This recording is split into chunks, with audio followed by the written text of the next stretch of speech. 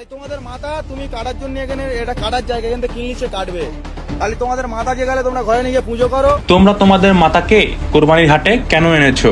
তোমরা তো তোমাদের মাতাকে জবাই করতে দিবে না। এমন একটি ভিডিও সামাজিক যোগাযোগ মাধ্যম ফেসবুকে অনেক ভাইরাল হয়েছে।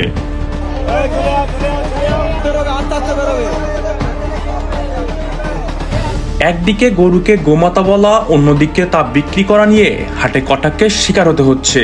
এই বিতর্ক জেরে মুসলিম ক্রেতারা গরু কেনা থেকে বিরত থাকায় হাটের পর হাট ঘুরেও কোনো ক্রেতা পাচ্ছেন না তারা।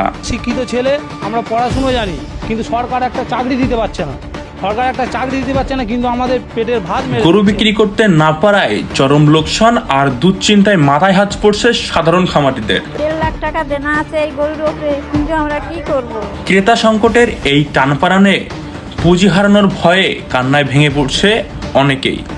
Mehedi Hasan, PSK BD TV, Satkhira.